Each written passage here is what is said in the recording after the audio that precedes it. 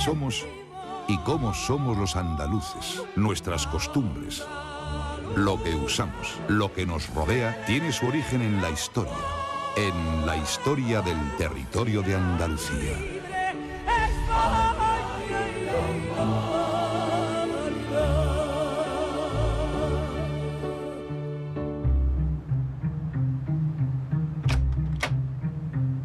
Venga, Carmen, arriba, que es hora de levantarse, hombre. ¿Pero qué haces despierta ya, tía? Si ayer te acostaste más tarde que yo.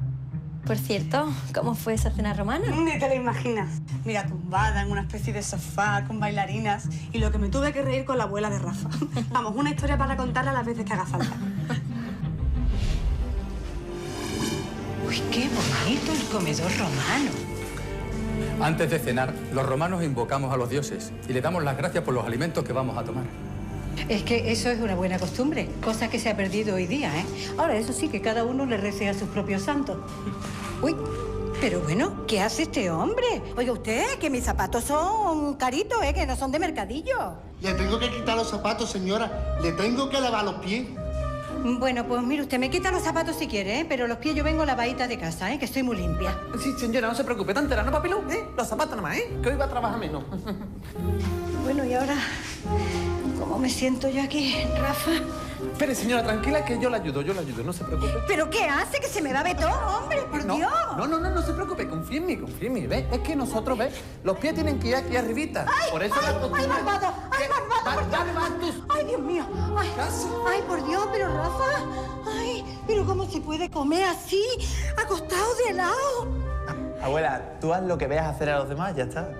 Barbatus, muchas gracias, ¿eh? Gracias por todo.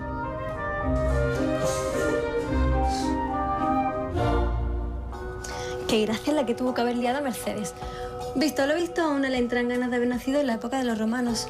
Yo ya me imagino en un palacio grande, en una cama enorme y rodeada de sirvientes. ¿Pero por qué en un palacio? Mírala a ella, qué princesa. Mira, si tú hubieras nacido en una ciudad romana, lo más normal es que hubieras vivido en el mismo lugar en que lo haces ahora, en un piso. Pero los romanos tenían pisos. Pues no es que tuvieran pisos, es que fueron los que inventaron los bloques de pisos, más o menos como este en el que estamos viviendo. Y si no te lo crees, escucha lo que dice la historia. ¿Por qué vivimos en pisos? El antecedente directo de nuestros modernos bloques de pisos se halla en las insulae romanas. Las insulae eran bloques de viviendas de 4 o 5 pisos, con escaleras, ventanas, balcones al exterior y un patio interior para que la luz llegase a las habitaciones. En la planta baja se instalaban tiendas y talleres con acceso a la calle. Nuestros antepasados de la época romana se vieron obligados a construir hacia arriba, porque la falta de espacio dentro de las murallas de una ciudad impedía construir a lo ancho. Los romanos estructuraban sus territorios conquistados en torno a ciudades. En la época romana, la ciudad era mucho más importante que el campo. Hace 2000 años, nuestro territorio de Andalucía era el territorio que tenía más ciudades de toda Hispania, de toda la península ibérica.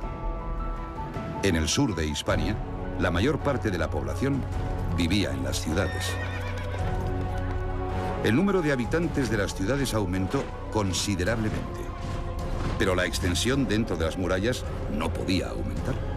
Entonces, para vivir con la seguridad que daba estar dentro de las murallas, las familias tuvieron que hacer las construcciones de las viviendas hacia arriba, y así surgieron los bloques de pisos. Así que los bloques de pisos romanos son como los que tenemos ahora, con sus ventanas, sus balcones, sus patios, y seguro que hasta tenían flores en los balcones, como lo hacemos ahora en Andalucía.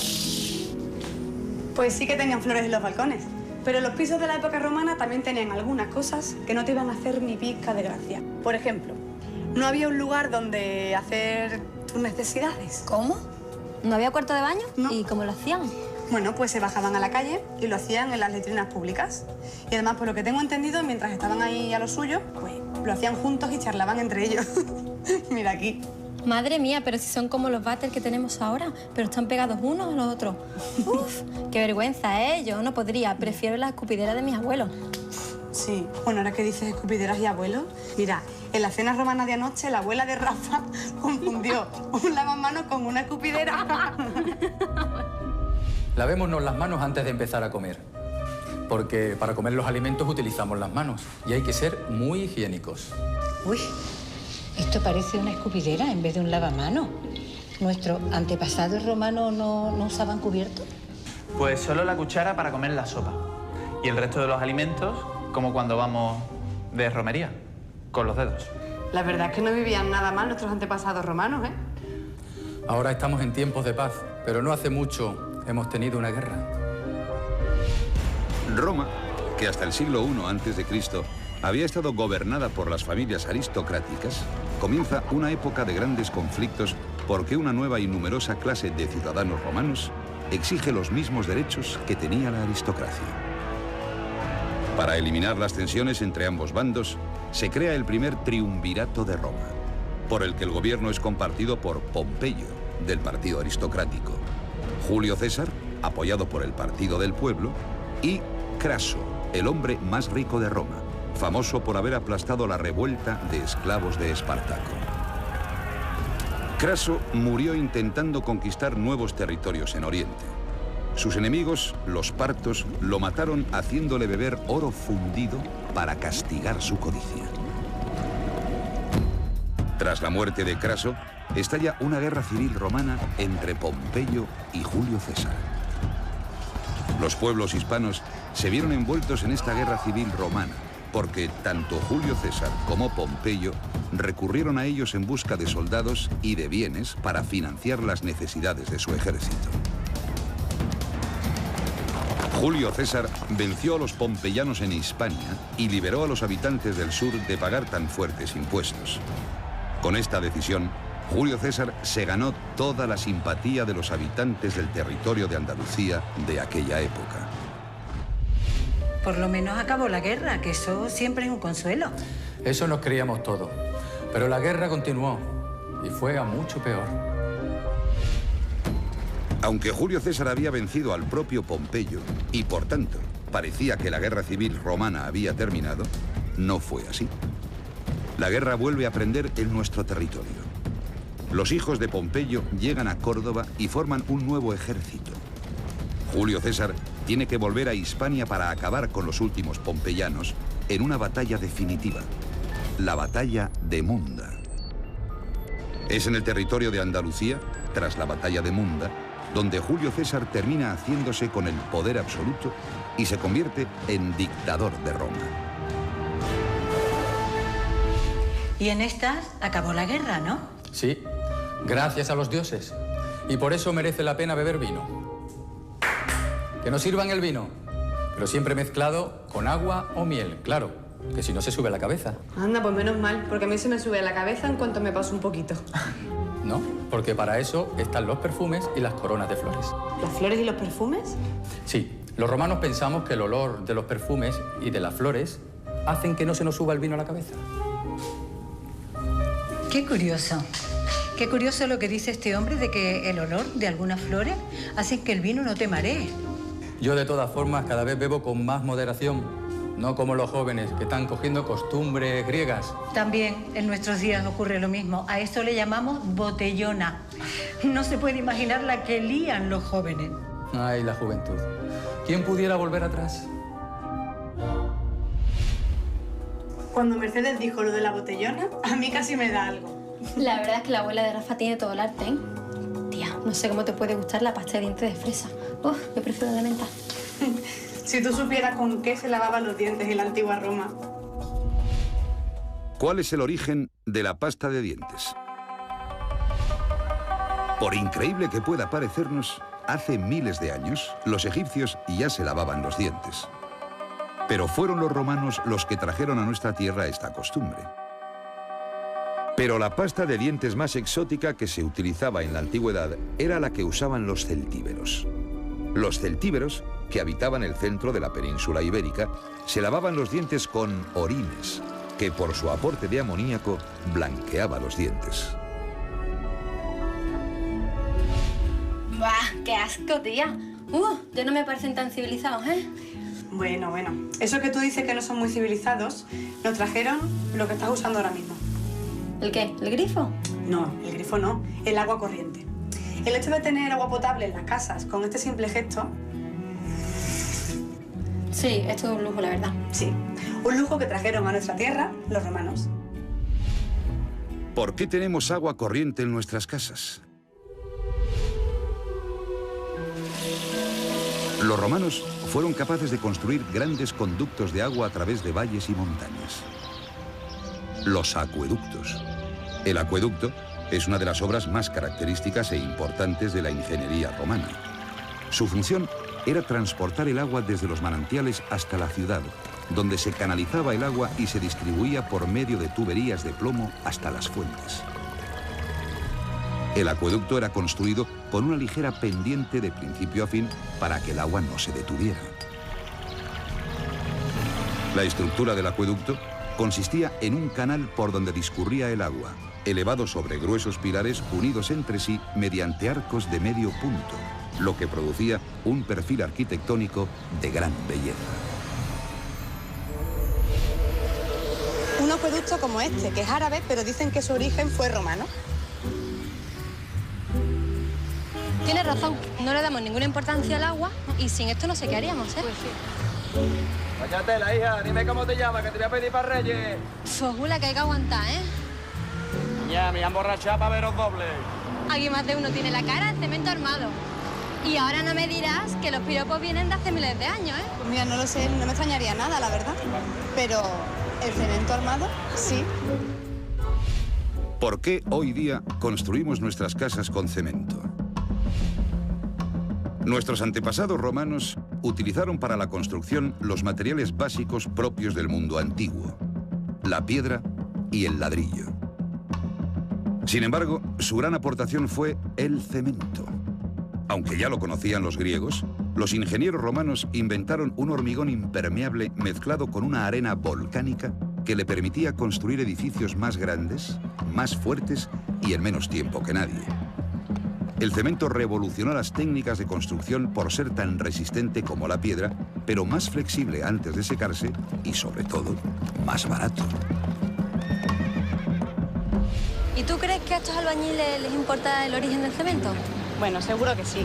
El saber no ocupa lugar, y más si es de algo que utilizan a diario. Mira, por ahí llega Rafa.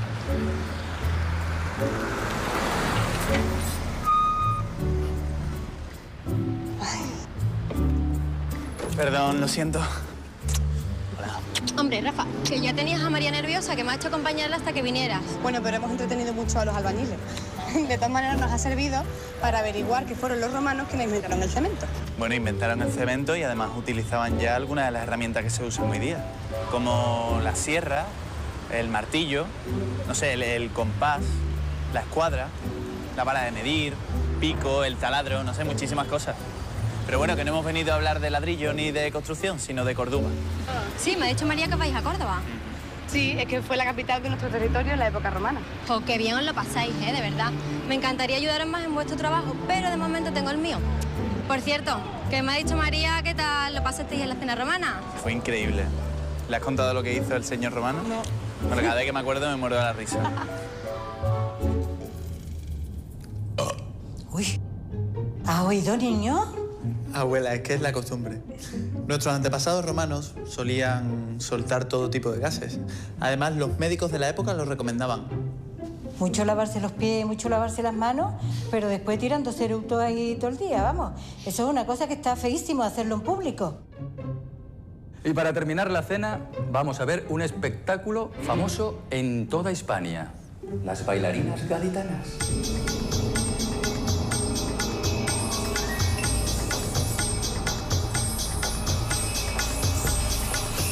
¿Y de dónde son? De Cádiz, ¿no? Como la Sara Vara. Bailarinas gaditanas. Por lo visto eran famosísimas en todo el imperio. Para que veas que nuestras bailadoras de hoy en día también tienen su respuesta en la historia. Sí, pero mi Sara Vara es mucho más decente que estas pilinguis. Además, se te van a salir los ojos, Rafa.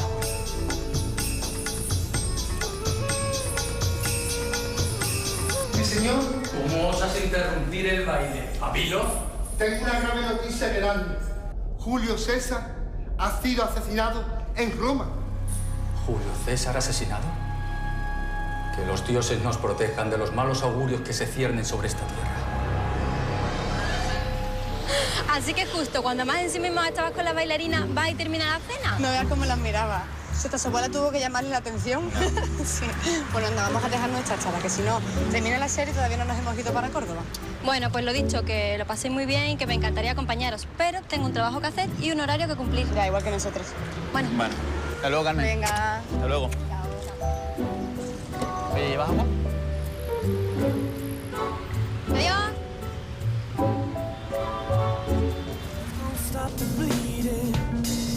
Según mis cálculos, y si no nos encontramos con ningún imprevisto, en un par de horitas estamos en Córdoba. Pues ahí está el primer imprevisto. ¿Ese no es Barbatus, el esclavo romano? Pues tiene toda la pinta. Oye, vete tú a saber lo que está haciendo el personaje este solo andando por la carretera. ¿Se habrá escapado? No sé. La única manera de averiguarlo es preguntándole, ¿no? Oye, Barbatus, ¿qué haces ahí andando en la carretera? ¿Que te pareces a Kung Fu? Si son mis amigos, los que vais buscando siempre el origen de los usos y de las costumbres. Oye, ¿necesitas ayuda o algo? Ya, voy para Córdoba, que voy a entregar este mensaje de mi amo al nuevo gobernador de la Bética, que no sé si se había enterado, pero desde que ha muerto Julio César, por aquí, por Roma, está la cosa calentita, calentita. Vaya. Bueno, sí que lo sabemos porque así lo cuenta la historia. Tras el asesinato de Julio César, uno de los personajes históricos más famosos de todos los tiempos, en Roma se crea un nuevo triunvirato. Lo forman Octavio, hijo adoptivo y heredero de Julio César, Marco Antonio, general de las legiones romanas y mano derecha de Julio César, y Lépido. Pero Marco Antonio, que se queda al mando de las ricas provincias de Oriente, se enamora de Cleopatra, reina de Egipto, y en Roma se le acusa de olvidar sus deberes como romano. Este romance, uno de los más famosos de la historia, será una de las causas por las que estalla una nueva guerra civil entre romanos. Tras años de enfrentamientos, Octavio vence a Marco Antonio, que acaba suicidándose, al igual que su amada Cleopatra. Es a partir de entonces cuando Octavio se convierte en el primer emperador de Roma. Roma pasa de ser una república a un imperio. Pocos años después, el emperador Octavio César Augusto le dará al territorio andaluz sus primeros límites geográficos. Oye, Barbatus, pues no te lo vas a creer, pero es que Rafa y yo también vamos a Córdoba. Córdoba, como se le dice hoy en día, fue la capital de este territorio durante los 600 años que duró la época romana. Vamos, que se mereció una visita, ¿no? Hombre, yo digo una cosa, que la verdad que si me acercáis a Córdoba me ha sido un favorcito. Oye, pues te digo una cosa. Desde aquí hasta Córdoba andando por la carretera hay un buen trecho, ¿eh? Pero un buen trecho de carretera buena, ¿eh? De carretera buena sí, porque no, ya no es que quiera parecer pesadito ni ser un poquito pedante, pero a que no sabéis cuál es el origen de las principales carreteras de este territorio. ¿Cuál es el origen de las principales carreteras de Andalucía? El origen de las principales carreteras de Andalucía son las calzadas romanas. Las calzadas se construían mediante la superposición de varias capas de grava cubiertas por losas de piedra. De esas carreteras principales partían otras locales. Las calzadas fueron vitales para el desarrollo del Imperio Romano, porque permitieron una circulación rápida de mercancías y de tropas impensable hasta entonces. Muchas de las modernas carreteras que usamos hoy día están superpuestas a las calzadas romanas. La red de calzadas del territorio de Andalucía era la más densa de la península ibérica en la época romana. Estaba estructurada por 3 ejes principales. La Vía Augusta era el eje fundamental. Conectaba el valle del Guadalquivir con las Galias, atravesando las ciudades romanas más importantes de la Andalucía de la época. La Vía de la Plata conectaba el occidente andaluz con Galicia. El tercer eje principal discurría por la costa y enlazaba Gades y Malaca con Cartago Nova. Nuestras calzadas eran un prodigio técnico y además que no se veía una cosa, que el Imperio Romano estaba unido por 80.000 kilómetros de calzada. ¿Qué? Claro, de ahí el dicho famoso de todos los caminos llevan a Roma. Exacto. Además, en el Foro de Roma, en Italia, había un punto central desde el que partían todas las calzadas, ¿verdad? Sí. Al igual que pasa aquí en España con el kilómetro cero de la Puerta del Sol de Madrid. Hombre, es que nuestras calzadas también estaban perfectamente señalizadas, ¿eh? ¿Qué se pensaba ahí? ¿Cuál es el origen de las señalizaciones de tráfico? En las carreteras de nuestros antepasados romanos, cada milla romana, es decir, cada 1000 pasos, se colocaba una piedra miliar. Las piedras miliares son el origen de lo que hoy llamamos mojones de carretera. Solían ser columnas de piedra de 2 a 4 metros de altura. Las piedras miliares también indicaban las distancias a las poblaciones más cercanas. Barbatu, que tanto palique tendrás la boca seca. ¿Por qué no paramos y tomamos algo, Rafa? Vale, buena idea.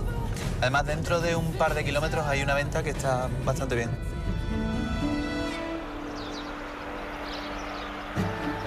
Hay que ver lo bien que me ha sentado la paradita esta, ¿eh? La verdad es que sí, ¿eh?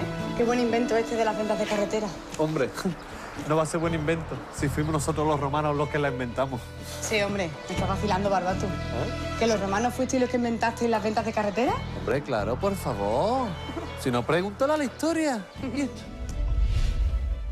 ¿Cuál es el origen de las ventas de carretera? Los romanos, además de aportarnos las carreteras, también dispusieron por primera vez en la historia que cada 25 o 30 kilómetros hubiera una posada que recibía el nombre de mansión.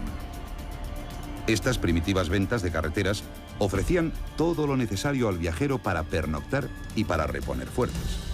Asimismo, el correo oficial podía cambiar sus caballos en estos albergues y continuar su viaje. Es que tú no sabes lo que todos los camioneros y conductores del mundo le tienen que agradecer a este invento romano. Bueno, y nosotros también, porque ya hemos repuesto nuestras fuerzas y en un ratito estamos en Córdoba, ¿eh? Bueno, a ver, chicos, que no quiero que nos despistemos entrando en Córdoba. Rafa, te podrías haber traído GPS. Ya, María, es verdad, pero por las prisas se me ha olvidado. De todas maneras, con el mapa que viene en esa guía de carretera no nos perdemos seguro. Y que te digo una cosa, que durante toda la vida de Dios nos hemos orientado sin necesidad de GPS y no ha pasado nada, ¿eh? Pero durante toda la vida de Dios, ¿eh? Porque a que no sabéis desde cuándo existen las guías de viaje. Desde la época de los romanos, ¿te imaginas? Sí, pues estás en lo cierto. Ya ves que te vas enterando de la historia. Ya te estás dando cuenta de lo importante que somos los romanos para estas vuestras tierras. ¿Desde cuándo existen las guías de viaje? Las primeras guías de caminos e itinerarios conocidas se realizaron en el Imperio Romano. Los viajeros de la época romana disponían de numerosos mapas e itinerarios. Un antecedente de nuestra guía de carreteras podría ser la tabla peutingeriana, copia de un antiguo mapa romano que abarcaba nada más y nada menos que desde las Islas Británicas a la India. Este antiguo mapa estaba destinado al servicio de los correos del imperio. En esta especie de guía de viaje de la antigüedad se muestran las principales carreteras, ciudades, postas, albergues, ríos, puentes y montañas, indicando asimismo las distancias entre un punto y otro. Hombre, eso sí que es una guía de viaje completa, ¿eh? Un poquito incómoda de manejar, pero bueno.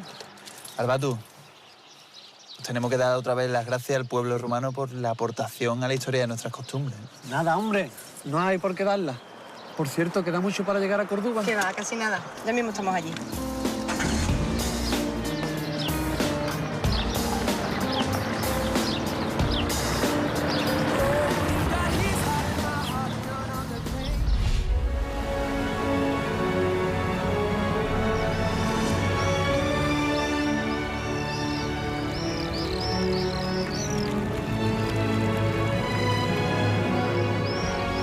Y ahí lo tenéis.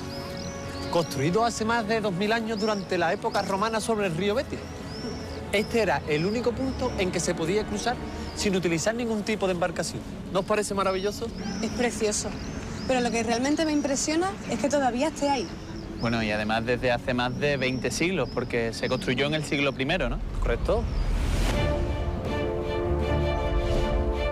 Antes de los romanos, Para cruzar un río había que hacerlo en barca o por puentes de madera.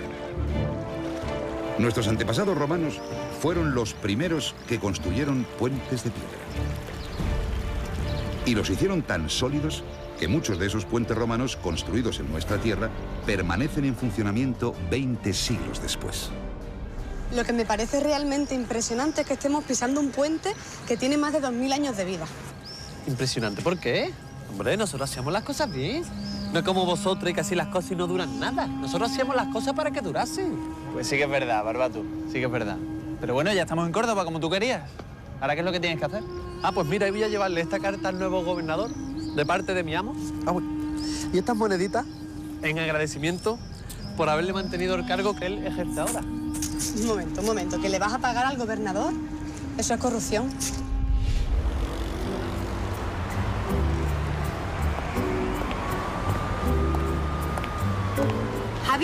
Javi, hola. Hola. Hijo, perdona que te moleste, pero como tenías prisa en que te trajera estos papeles... Ah, no, perdóneme usted, pero es que me ha cogido en medio de un juicio. A ver, estos papeles, que lo importante es que a usted no la echen de su piso. Es que no hay derecho. Es que llevo 20 años alquilada en ese piso y ahora el dueño lo quiere vender y me quiere echar. Es que no hay derecho. Sí hay derecho, señora. Hay derecho y con letras mayúsculas. ¿Por qué? El derecho que se basa en las leyes que nos hacen a todos iguales. Que, por cierto, no sé si sabe usted que viene directamente de nuestros antepasados romanos. De nuestros antepasados romanos. No me digas que tú también te has quedado pillado con el trabajo de mi nieto. Que sí me he quedado pillado, que el otro día fuimos a una corrida de toros y en vez de toros vi romanos por todas partes. Pero es que a mí me pasa igual. A mí me pasa igual. Mira, siempre estoy preguntando sobre el origen de las cosas. Siempre, absolutamente. Por cierto, que me has dicho que todos somos iguales ante la ley. Sí. Eso también viene de los romanos, ¿no? Como dice su nieto Rafa, la respuesta está en la historia. ¿Cuál es el origen de que seamos iguales ante la ley? Los romanos confeccionaron un conjunto de leyes que regulaba la convivencia entre todas las personas. A estas leyes se las conoce como derecho romano y las impusieron en todos sus territorios. El derecho romano es muy importante. Es la base de las leyes actuales del mundo occidental. Como en la actualidad, en nuestro territorio se crearon edificios para albergar juzgados. Se creó un cuerpo de magistrados, abogados y todo lo necesario para salvaguardar la ley. Los romanos, al igual que nosotros actualmente, eran muy aficionados a dirimir sus diferencias en juicios públicos que se convertían en la comidilla de la ciudad. ¡Vivan nuestros antepasados romanos! Lo primero es en darse cuenta que sin abogados y sin leyes no se puede vivir. Pues mira, eso de ser abogado también se lo debes a tus antepasados romanos. ¿Ah, sí? ¿Cuál es el origen de los abogados? Entre los romanos, la profesión de abogado era altamente considerada. Pero entre el abogado de la época romana y el abogado de hoy en día, existe una diferencia esencial. En principio, el abogado de la época romana no cobraba dinero a su defendido. Ejercía la abogacía no por dinero, sino solo para ganar influencia política. El emperador Claudio estableció que los abogados tuviesen derecho a unos honorarios. Eso sí, con ciertos límites. Los abogados, entonces, constituyeron una corporación para salvaguardar sus intereses colectivos y velar por el correcto ejercicio de la abogacía, antecedente del actual Colegio de Abogados. Oye, pues yo, menos en eso de no cobrar, que está la cosa muy mala, me gustaría a mí ser por unas horas un abogado de la época romana. Pero ya lo eres. Llevas una toga, que es una prenda de lo más romana. Pues yo le juro a usted por esta toga milenaria que voy a hacer valer sus derechos como el más romano de todos los abogados. Porque un contrato está para cumplirlo, que bien lo decía ya el derecho romano.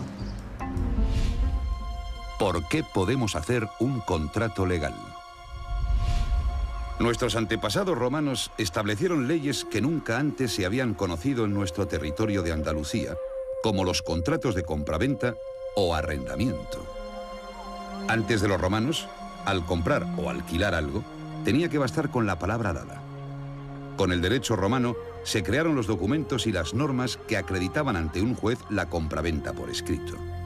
A día de hoy, este procedimiento sigue vigente en nuestro Código Civil. Veo que te quieres apuntar al jueguecito de nuestros orígenes. Si te quieres unir a nosotros. Ya me gustaría a mí, señora. Pero es que los abogados estamos muy ocupados. Ya. Vamos, que a la gente hoy en día, como en la época romana, le encanta un pleito, ¿eh? Como el que tengo yo dentro de 5 minutos. Bueno, señora, que por lo de su casa no se tiene que usted preocupar porque llevamos todas las de ganar, ¿eh? Que para algo trajeron los romanos aquí a estas tierras el derecho y los abogados, para que todos fuésemos iguales ante la ley. Pues siento decirle que no somos todos iguales ante la ley, señor. ¿Y tú quién eres? Una esclava romana. He salido para hacer unos recados a mi amo. Javi, es que en aquellos tiempos existía la esclavitud. Nos lo cuenta la historia. Una parte importante de la población romana eran esclavos. El esclavo era una persona que pertenecía a su amo y no tenía ningún tipo de derechos. Por no tenía ni derecho a casarse. Al amo no le importaba que hubiera amor entre sus esclavos. Solo le importaba que se multiplicaran lo máximo posible para aumentar así su número. Como propietarios absolutos que eran de sus esclavos, nuestros antepasados romanos se podían acostar con ellos. Si tenían hijos con alguna esclava, podían mantenerlos como esclavos para siempre o liberarlos, según sus deseos. Al esclavo que vivía en las ciudades, su amo no le solía maltratar, porque era parte de su patrimonio y tenía un valor económico. Un ciudadano romano cuidaba a su esclavo de la misma manera que cuidaba su carruaje o su propia casa. Pues eso no está bonito. Menos mal que en algunas costumbres hemos avanzado, porque a mí no me hace gracia eso de los esclavos romanos. Pues eso de la esclavitud no es solo de la época romana, ¿eh? Hace poco menos de 200 años en los Estados Unidos de América todavía existía la esclavitud. La esclavitud era algo muy normal en la época romana. Se veía como una fatalidad del destino. ¿Pero sois esclavos para siempre? No, señora, la esperanza es lo último que se pierde. Un esclavo, por lo general, era liberado por su amo en testamento, como acto de gracia. Los esclavos que tenían el encargo de su amo de llevarle un negocio podían ahorrar y comprar su propia libertad. Se convertía entonces en liberto de su amo, al que debía cierta obediencia. Algunos de estos libertos, esclavos liberados, se convertían en artesanos o comerciantes. Hubo libertos que llegaron a ser más ricos que sus antiguos amos. Ahí te quería yo ver, hija mía. Pero mira, con el tiempo y con un poquito de suerte, a lo mejor llegas a ser incluso más rica que tu ama. Pero si tienes algún problema, este señor es abogado. Nada pueden hacer por mí. Los esclavos no tenemos ningún tipo de derecho. Nuestra vida es seguir las órdenes de nuestro amo. Por eso he de irme. Tengo que ir a comprar unos perfumes para mi amo. Adiós, señores. Adiós. Adiós. Y después nos quejamos nosotros de nuestra vida, ¿eh? Hay que ver la de gente en la historia que ha tenido que tener una vida llena de sufrimientos. Y que lo diga, hijo. Y que lo diga. A ver, Rafa, ¿tú has escuchado eso? O sea que Barbatus viene a Córdoba, capital de la Bética, con unas monedas de oro de parte de su amo para dárselas al nuevo gobernador como agradecimiento por dejarle en el cargo de funcionario. Hombre, la verdad es que sí suena un poquito a corrupción, ¿eh? ¿Corrupción? Será en vuestra época, vamos, porque en la mía es de lo más normal.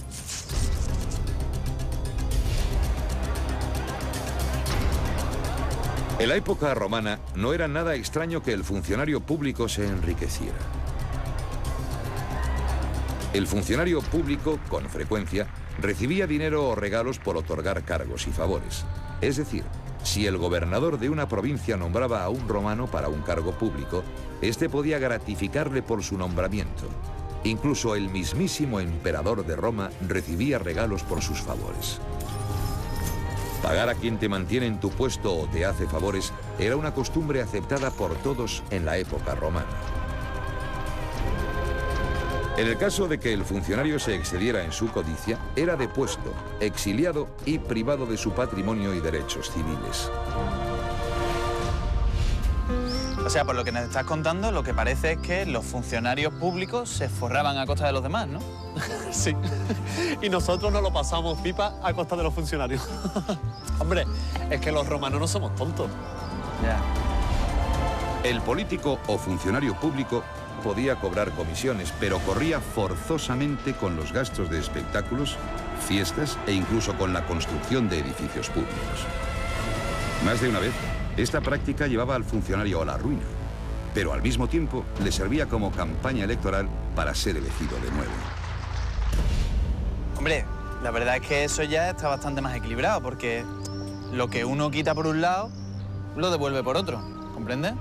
Bueno, yo lo único que sé es que tengo que llevar esta bolsa al gobernador, que si no mi amo me la forma, ¿eh? Por cierto, muchas gracias por haberme traído aquí a Córdoba. De nada, hombre, no tienes por qué darlas. Seguro que nos encontramos ya pronto en otra parte. Sí, nos vemos en todas partes, ¿verdad? Venga, muchas gracias. Venga. Hasta luego. Vaya personaje. Hombre, yo por lo menos lo único que espero es que alcances la libertad pronto. Seguro que sí. Y además, estoy convencida de que se va a convertir en un personaje de estos importantes en su época. ¿Te imaginas? Vota a Barbatus, tu mejor alcalde. Hombre, tanto como alcalde no. En la época romana, para ser alcalde hacía falta un montón de dinero. Oye, pero es verdad, ¿ya había alcaldes en la época romana? ¿Desde cuándo elegimos a nuestros alcaldes? Las primeras elecciones municipales de la historia de nuestro territorio las encontramos en las ciudades de la época romana. Se votaba todos los años, y no a uno, sino a dos alcaldes, para que se vigilaran el uno al otro. En estas elecciones solo podían ser candidatos los ciudadanos más ricos, porque en el caso de que a los alcaldes se les descubriera robando de los dineros municipales, tenían que devolverlo de su propio bolsillo. Los candidatos eran llamados así, candidatos, por llevar la toga cándida. Cándida significa color blanco resplandeciente. Hacía a los candidatos muy visibles entre la multitud. Otra de las cosas que aportaron los romanos a las elecciones fueron los primeros carteles electorales, que en realidad eran pinturas que los propios ciudadanos hacían en la pared de su casa para apoyar a su candidato favorito. Pues mira, me parece muy bien que los alcaldes tuvieran que pagar de su propio bolsillo cuando no cuadraban las cuentas. Y mira tú por dónde, esa costumbre no la hemos heredado de los romanos. Bueno, pero hemos heredado otras cosas. Mira, estas son las ruinas de lo que fue el centro político de nuestra tierra, el Foro de la Córdoba romana. Desde aquí se gobernaba todo el territorio. Y además durante más de 600 años. Oye, yo, si quieres que te diga la verdad, no sabía que Córdoba había sido tan importante. O sea, es que 600 años son un taco de años como capital de nuestro territorio en la época romana. Sí, y además un territorio que fue delimitado geográficamente por primera vez en la época romana, con la creación de la Bética. ¿Cuál es el origen de los límites geográficos de Andalucía? Para intentar averiguar el origen de los límites de nuestro territorio, hay que remontarse a la época romana. El sur de la Hispania romana era una región rica y próspera, que apreciaba el orden y la cultura y que albergaba en total 175 ciudades. En el año 27 a.C., los romanos partieron en dos la Hispania ulterior. Por un lado, crearon la Lusitania. Y por otro, crearon la Bética, que comprendía todo el territorio que regaba el río Betis y sus afluentes, además de su costa marítima. El río Betis era el nombre que los romanos dieron a nuestro actual río Guadalquivir. Del río Betis proviene el nombre de la Bética. Nuestros antepasados romanos acertaron con esta primera delimitación de nuestro territorio. Lo hicieron de una forma lógica, basándose en fronteras naturales y una historia común. Prueba de ello es que más de 2000 años después, si superponemos un mapa de la Bética romana del año 27 a.C. y otro de la Andalucía actual, los límites son parecidos.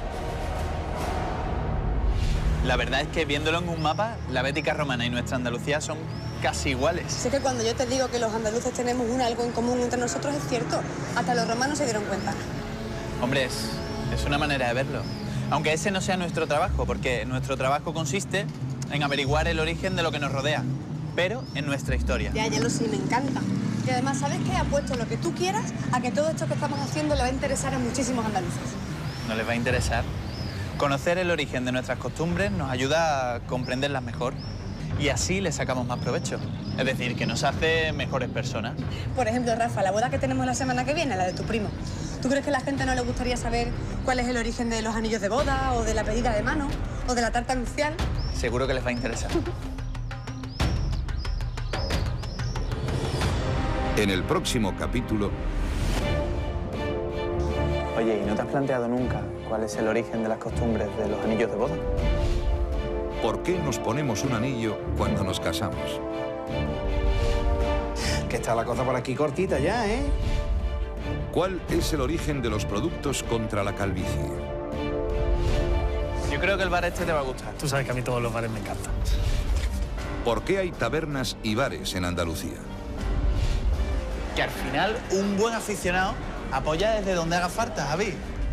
¿Por qué los aficionados al fútbol se distinguen por sus colores? Los andaluces sabremos quiénes somos si sabemos quiénes fuimos. En el próximo capítulo, la respuesta está en la historia.